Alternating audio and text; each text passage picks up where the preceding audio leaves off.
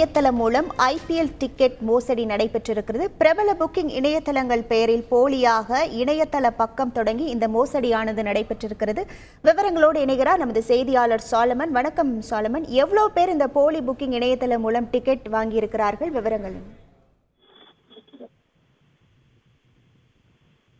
IPL போட்டியானது India முழுவதும் பல்வேறு ஸ்டேடியத்தில் நடைபெற்று கோலாகலமாக நடைபெற்று வருகிறது.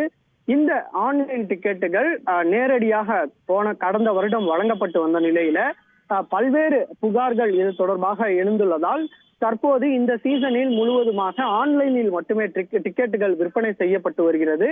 இந்த ஆன்லைன் மூலமாக டிக்கெட் வழங்கப்படுவதை ஒரு மோசடி கும்பல் இதனை சாதகமாக பயன்படுத்தி பல்வேறு முறைகளில் மோசடி செயல்களில் ஈடுபட்டு வருவது சைபர் கிரைம் போலீசாருக்கு தற்போது வெளிவந்துள்ளது. குறிப்பாக பிரபல ஆன்லைன் இணையதளமான புக்மை ஷோ என்ற பெயர்ல இவங்க போலியாக இணையதளங்களை உருவாக்கி இந்த மோசடி செயலில் ஈடுபட்டு வருவதை சைபர் கிரைம் போலீசார் கண்டுபிடித்துள்ளனர். குறிப்பாக நடந்து முடிந்த சென்னை சூப்பர் கிங்ஸ் மற்றும் ராயல் சேலஞ்சர்ஸ் பெங்களூர் அணிகளுக்கு இடையேயான நடைபெற்ற போட்டியில ஆன்லைன் மூலமாக பல்வேறு பொதுமக்கள் டிக்கெட்டுகள் எடுத்து அதனை ஸ்டேடியத்தில் கொடுத்த போது இது போலி என தெரிய வந்திருப்பதாகவும் சைபர் கிரைம் போலீசார் தெரிய வந்ததை அடுத்து இது தொடர்பாக இந்த மோசடி கும்பல் யார் என்பது தொடர்பாக தீவிரமாக விசாரணை மேற்கொண்டு வருகின்றனர். குறிப்பாக இவர்கள் 1500 ரூபாய் டிக்கெட்டை குறைந்த விலையில் வழங்கப்படுவதாகவும் மேலும் டிக்கெட்டுகள் விற்பனைக்கு முன்னதாகவே நாங்கள் சிறப்பு சலுகை மூலமாக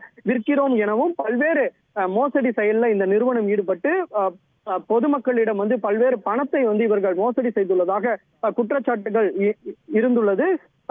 மேலும் இது தொடர்பாக தற்போது சென்னை மற்றும் ஹைதராபாத்தில் பல்வேறு சைபர் கிரைம் புகார்கள் வந்துள்ளதால் இவர்கள் மோசடி செயலில் ஈடுபட்டு வருவாங்க.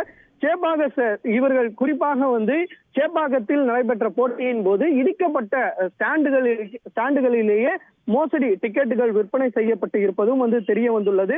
குறிப்பாக பெவிலியன் என்று சொல்லக்கூடிய அந்த பிளேயர்கள் உட்காரக்கூடிய இடத்திற்கு மேலே உள்ள ஸ்டாண்டிலேயே நாங்கள் குறைந்த விலையில் டிக்கெட் கொடுப்பதாகவும் இதனை தோனி உள்ளிட்ட வீரர்களை நேரடியாக அருகில் இருந்தே பார்க்கும்படியும் நாங்கள் டிக்கெட்டுகள் விற்பனை செய்யப்படுவதாகவும் என கூறிய இவர்கள் ஆயிரக்கணக்கான ரூபாய் மோசடி செயலில் ஈடுபட்டிருப்பதும் தெரிய வந்ததை அடுத்து தற்போது இந்த நபர்கள் யார் என்பது தொடர்பாக சைபர் கிரைம் போலீசார் தீவிரமாக விசாரணை மேற்கொண்டு வருகிறார். மேலும் ஒரு அறிவுரையை பொதுமக்களுக்கு வழங்கியுள்ளனர். குறிப்பாக ஐபிஎல் டிக்கெட்டுகளை குறைந்த அளவுக்கு அல்லது அதிக அளவிற்கு வாங்குவர்கள் ஆன்லைன் இணையதளங்களை சரிபார்த்து டிக்கெட்டுகளை பதிவு செய்ய வேண்டுமோ.